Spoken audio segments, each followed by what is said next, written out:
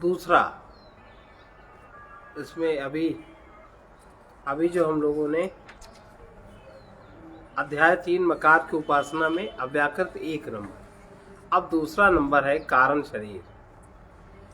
एतत् कारण शरीरमात्मनः, एतत् कारण शरीरमात्मनः, ये आत्मा का कारण शरीर है। स्थूल सूक्ष्म और कारण शरीरों में अविद्या ही कारण शरीर है। इस शरीर को धारण करने वाला आत्मा इससे भिन्न है। अविद्या के स्थान में यहाँ अव्याकृत शब्द का प्रयोग किया गया, जो माया के अव्यक्त रूप का वाचक है। इसका तात्पर्य यह हुआ, अव्याकृत माया की उपाधि धारण कर आत्मा ईश्वर कहलाता है। ईश्वर के लिए यह माया कारण शरीर के समान है। अब कारण शरीर किसे कहते हैं, कारण शरीर कैसे बनता है?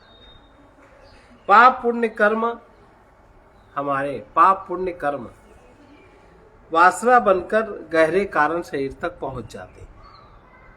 हम जो भी पाप पुण्य कर्म करते हैं, इसकी वासना जो रह जाती है बाद में, वो गहरे कारण शरीर तक पहुंच जाते हैं। वहां वे आवरण बनकर आत्मा को परिच्छिन्न कर लेते हैं। इसीलिए उन्हें अविद्या का आवरण कहा जाता है। उसे नष्ट करने के लिए अपरोक्ष ज्ञान की आवश्यकता है। अपरोक्ष ज्ञान या आत्मज्ञान के अलावा कारण शरीर नष्ट, अविद्या नहीं नष्ट होती। अब स्थिति यह हुई कि समस्त अव्याकृत माया की उपाधि धारण कर अव्याकृत माया की उपाधि धारण हुई, तो जो ब्रह्म था, परमात्मा था, वो ईश्वर हो गया। और व्याकृत माया या अविद्या की उपाधि से वो प्राज्ञ जीव बन गया। ईश्वर व्याकृत माया अथवा सूक्ष्म सृष्टि की उपाधि से हिरण्यगर्भ कहलाया, और प्राज्ञ जीव सूक्ष्म शरीर की उपाधि से तेजस कहलाया। पुनः हिरण्यगर्भ स्थूल सृष्टि की उपाधि से विराट कहलाया, और तेजस स्थूल शरीर धारण कर विश्व बन गया। जैसे परमात्मा धन कारण शरीर, नंबर 2 परमात्मा धन अव्याकृत माया। तो परमात्मा धन कारण शरीर बराबर प्राज्ञ माने जीव, परमात्मा धन अव्याकृत माया माने ईश्वर। परमात्मा धन कारण शरीर सूक्ष्म शरीर तेजस, परमात्मा अव्याकृत माया व्याकृत सूक्ष्म सृष्टि हिरण्यगर्भ। परमात्मा धन कारण शरीर सूक्ष्म शरीर स्थूल शरीर और विश्व। परमात्मा व्याकृत माया व्याकृत सूक्ष्म सृष्टि व्याकृत स्थूल सृष्टि विराट। अज्ञान का लक्षण क्या है? जो कारण शरीर अविद्या या ज्ञान है, उसका लक्षण क्या है? उसका लक्षण बता रहे हैं। तच्च नासत नापि सद असद न भिन्नम ना भिन्नम सद असद न भिन्नम ना भिन्नम नापि भिन्ना भिन्नम नापि भिन्ना भिन्नम कुतश्चित् न निर्वयम् कुतश्चित् न निर्वयम् न सावयम् न सावयम् नो भयम् किन्तु केवल नो भयम् किन्तु केवलम् ब्रह्मात्मैकत्व ज्ञापनोद्यम्। ब्रह्मात्मैकत्वज्ञापनोद्यम्। वो अज्ञान न सत है न असत है, न सत असत ही है, न भिन्न है न अभिन्न है, और न भिन्ना भिन्न ही है, न निरवयव है न सावयव है, न उभय रूप ही है, किंतु केवल ब्रह्म और आत्मा के अभेद ज्ञान से निवृत्त होने वाला, अपरोक्ष ज्ञान से निवृत्त होने वाला है।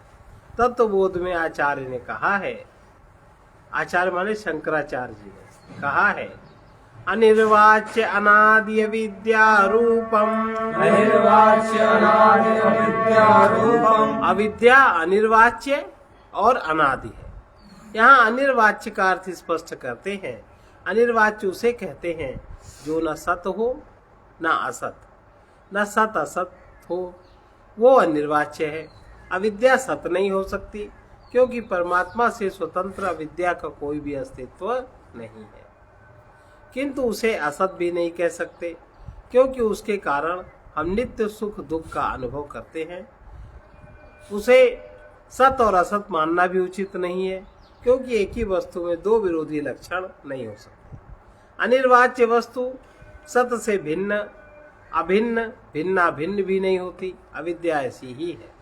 अविद्या ब्रह्म से भिन्न नहीं हो सकती, क्योंकि ब्रह्म एक मेवा द्वितीय है। अविद्या को ब्रह्म से अभिन्न मानना भी उचित नहीं है।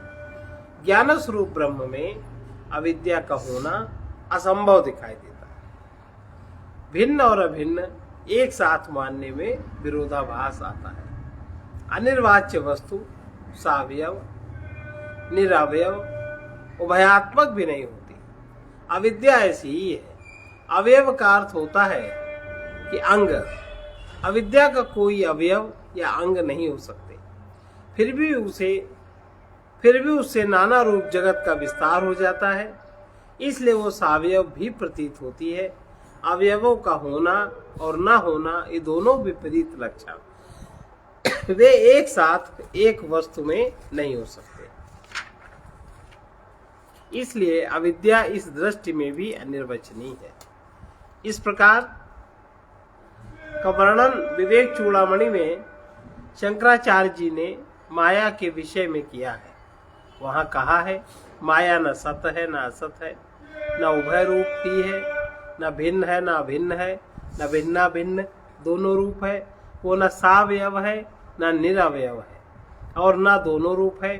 वो बहुत अद्भुत है, अनिर्वचनीय है। इससे ज्ञात होता है कि व्यष्ट रूप अविद्या और समष्टि रूप में माया ये दोनों एक ही वस्तु है। यह अद्भुत और अनिर्वचनीय अविद्या अनादिकाल से चली आ रही है। आगे भी यह कभी स्वतः नष्ट होने वाली नहीं है। जैसे रज्जु का ज्ञान होने पर सर्प भ्रम दूर हो जाता है, वैसे ही अद्वितीय शुद्ध ब्रह्म के सम्यक ज्ञान से ही इसका नाश हो सकता है। आत्मज्ञान जब तक जागृत नहीं होता तब तक माया का नाश, अविद्या का नाश नहीं हो सकता। इसलिए आत्मज्ञान की जागृति का प्रयत्न निरंतर करते रहना चाहिए। और आत्मज्ञान की जागृति के प्रयत्न में सबसे पहला साधन है हर वस्तु को साक्षी होकर देखना। यहीं से आत्मज्ञान की जागृति शुरू होती है। यही पहली समाधि कहलाती है। रज्जु का ज्ञान होने पर सर्प भ्रम दूर हो जाता है, वैसे ही अद्वितीय शुद्ध ब्रह्म के सम्यक ज्ञान से इसका नाश हो जाता है। ज्ञान की अवस्था में एक ब्रह्म ही सर्वत्र विद्यमान है, किंतु अज्ञान में वो उपलब्ध नहीं होता, परंतु उसके स्थान में नानात्वपूर्ण जगत ही दिखाई देता है और वही सत्य प्रतीत होता है। इसलिए आत्मज्ञान के साधन में निरंतर लग जाना चाहिए, जब से पता चले तब से। और अगर साक्षी हो कि हम प्रत्येक चीज को देखने का अभ्यास कर लेंगे, जागृत अवस्था में पहले साक्षी हो, फिर स्वप्न अवस्था में साक्षी हो, और जहाँ सुषुप्त अवस्था में साक्षी की स्थिति आई, बस वही आत्मज्ञान प्रस्फुटित हो गया। ये इतना स्तर है।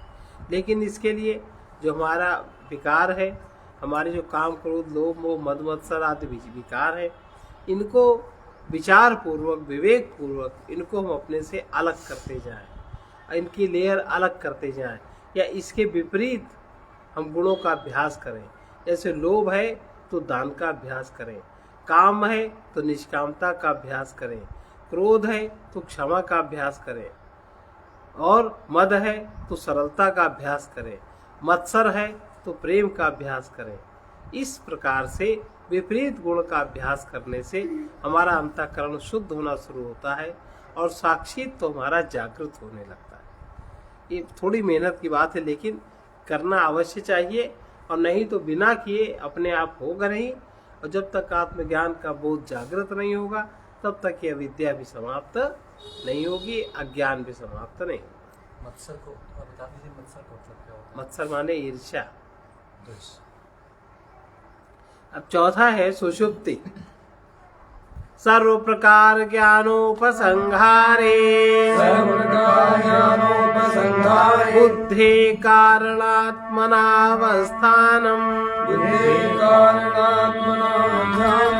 सुषुप्ति ही सर्व प्रकार के वृत्ति ज्ञान के विलीन होने पर बुद्धि के कारण रूप आत्मा में स्थित होने को सुषुप्ति कहते हैं। जीव की 3 अवस्थाओं में अंतिम अवस्था सुषुप्ति है। इस समय कुछ ज्ञान नहीं रहता। जागने पर स्मरण आता है कि मैं गहरी नींद में सुख से सोता रहा।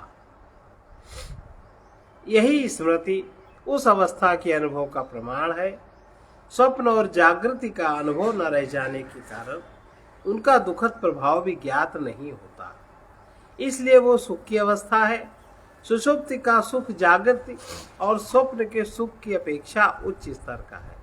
जागते समय कोई कितना ही धनी व्यक्ति हो, कितना ही विषय सुखों से भरपूर हो, किंतु सुषुप्त की निद्रा का सुख वो भी चाहता है।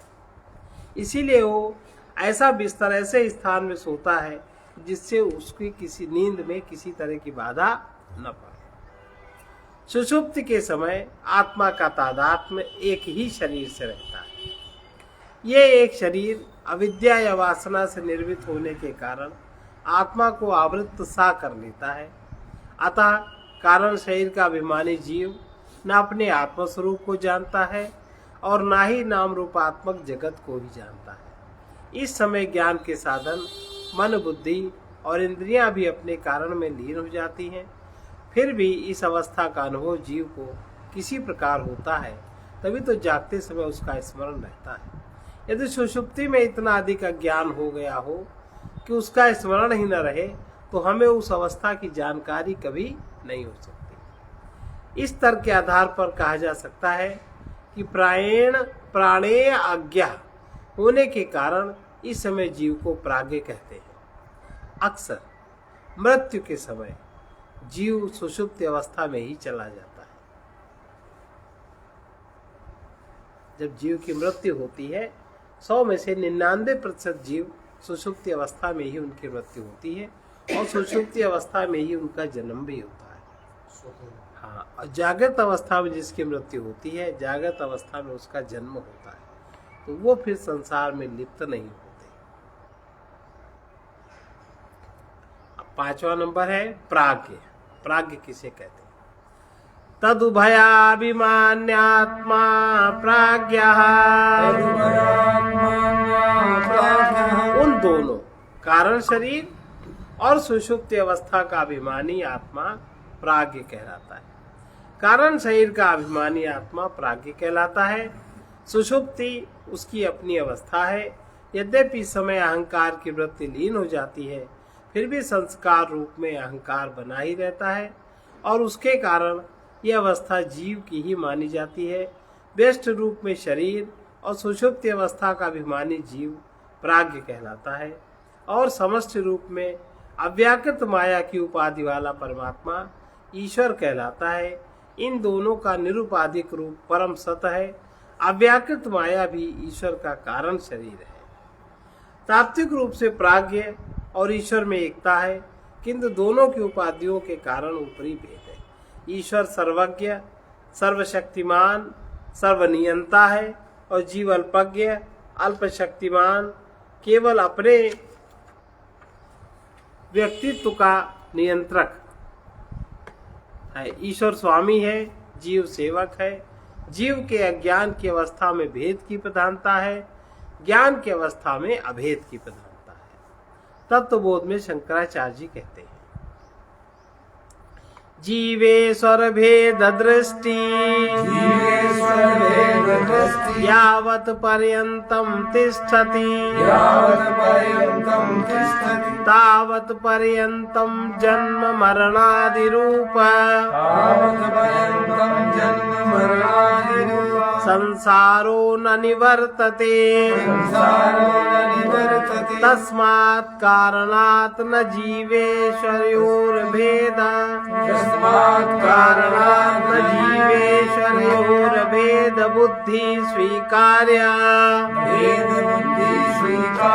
इस प्रकार जब तक उपाधि भेद से उत्पन्न हुई जीव और ईश्वर में भेद दृष्टि बनी रहती है, तब तक जन्म मरण रूप संसार छूटता नहीं।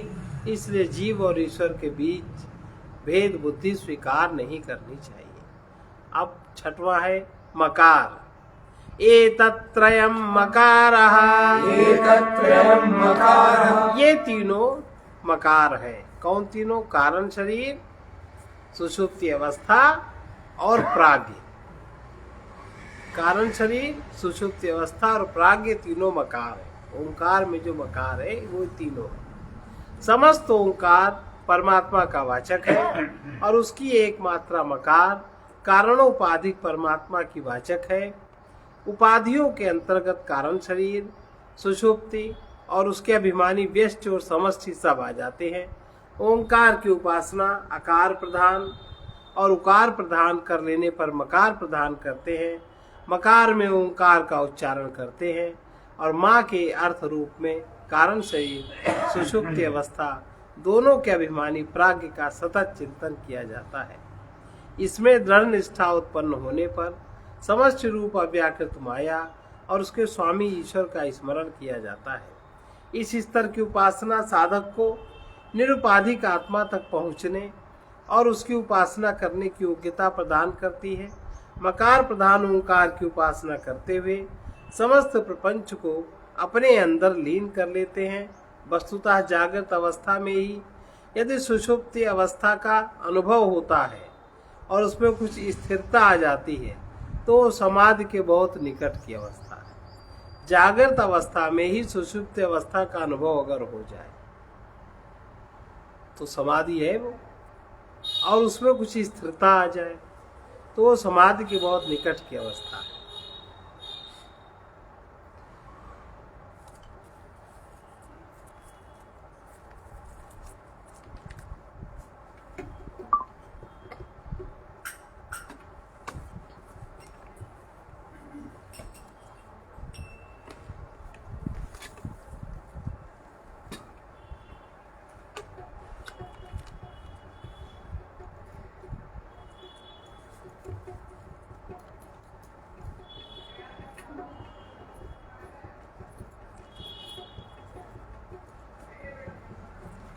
कृपा है तभी ऐसा अवसर मिलेगा, कृपा है तभी ऐसा अवसर मिलेगा। जो अब कर न पाए तो कब कर मिलेगा, जो अब कर न पाए तो कब कर मिलेगा। गुरुजन जगाते हैं उठो जीव जागो, गुरुजन जगाते हैं उनको जीव जागो। भोग भूमि माँ दुखद चलो शीघ्र भागो, भोग भूमि महादुखद चलो शीघ्र भागो।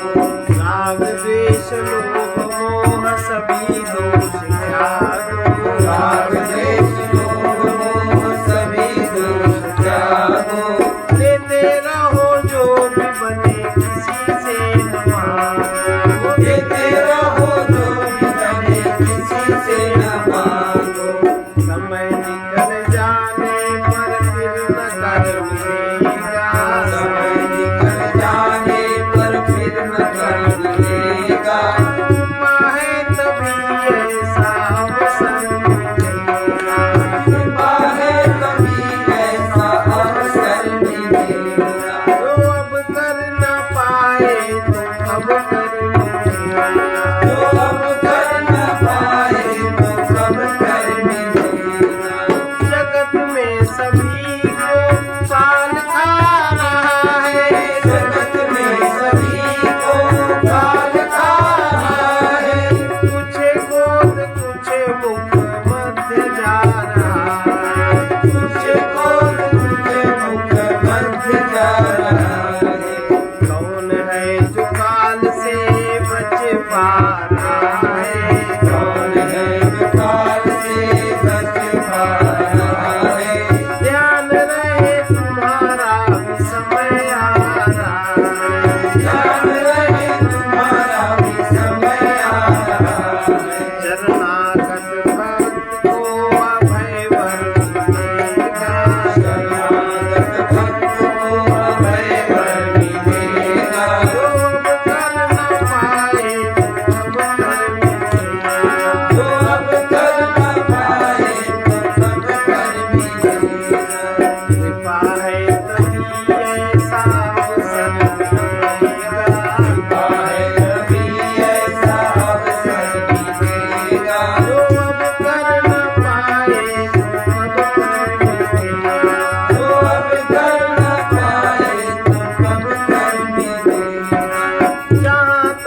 शक्ति पर उपकार करना, जहाँ तक शक्ति पर उपकार करना, दया प्रेम भाव से सबको प्यार करना, दया प्रेम भाव से सबको प्यार करना, असत से विमुक्त हो सत विचार करना, असत से मुक्त हो सद्विचार करना, महापुरुषार्थ पंचकोश पार करना, महापुरुषार्थ पंचकोश पार करना, कभी तुम्हें अक्षर से परे अक्षर मिलेगा, कभी तुम्हें अक्षर से परे अक्षर मिलेगा, जो अब कर न पाए तो अब कर मिलेगा, जो अब कर न पाए तो अब कर मिलेगा, कृपा है कभी ऐसा अवसर मिलेगा, कृपा है कभी ऐसा अवसर मिलेगा, जो अब कर न पाए तो अब कर मिलेगा, जो अब कर न पाए तो अब कर मिलेगा, तुम ही बुद्धि योगी बनो नित्य गुरु ज्ञान लो, तुम ही बुद्धि योगी बनो नित्य गुरु ज्ञान लो, अपना नहीं है कुछ जग में ये जान लो, अपना नहीं है कुछ जग में जान लो, एक परमात्मा को सर्वस्व मान लो, एक परमात्मा को सर्वस्व मान लो, एक गुरु ज्ञान द्वारा निज रूप पहचान लो, गुरु ज्ञान द्वारा निज रूप पहचान लो, अधिक भव सिंधु से कभी तर मिलेगा, अधिक भव सिंधु से कभी तर मिलेगा, जो अब कर न पाए तो कब कर मिलेगा, जो अब कर न पाए तो कब कर मिलेगा, कृपा है कभी ऐसा अवसर मिलेगा, कृपा है कभी ऐसा अवसर मिलेगा, जो अब कर न पाए तो कब कर मिलेगा, जो अब कर न पाए तो कब कर मिलेगा। इसका संत वचन है सत्य के लिए, धर्म के लिए, पुण्य दान के लिए, त्याग एवं प्रेम के लिए अवसर पर सावधान रहो। इसका अवसर मिले कि सावधान होकर कर्म कर लो। आलसी प्रमादी सुखासक्त अहंकार से विमूढ़ बुद्धि वाले अवसर का सदुपयोग नहीं कर पाते। अवसर आता है निकल जाता है, सदुपयोग नहीं कर पाते। शक्ति के रहते ज्ञान ध्यान त्याग प्रेम को पूर्ण करो। सर्वे भवन्तु सुखिनः, सर्वे भवन्तु सुखिनः, सर्वे सन्तु निरामयाः, सर्वे सन्तु निरामयाः, सर्वे भद्राणि पश्यन्तु, सर्वे भद्राणि पश्यन्तु, मा कश्चित् दुःखभाग् भवेत्। मा कश्चित् दुःखभाग् भवेत्। कृष्णाय वासुदेवाय कृष्णाय वासुदेवाय हरे परमात्मने हरे परमात्मने प्रणतक्लेशनाशाय प्रणतक्लेशनाशाय गोविन्दाय नमो नमः। गोविन्दाय नमो नमः। असतो मा सद्गमय, असतो मा सद्गमय, तमसो मा ज्योतिर्गमय, तमसो मा ज्योतिर्गमय, मृत्योर्मामृतं गमय। मृत्योर्मामृतं गमय। ॐ पूर्णमदः पूर्णमिदं पूर्णात् पूर्णमुदच्यते पूर्णस्य पूर्णमादाय पूर्णमेवावशिष्यते। ओम शांति शांति शांति सर्वारिष्ट शांतिर्भवतु।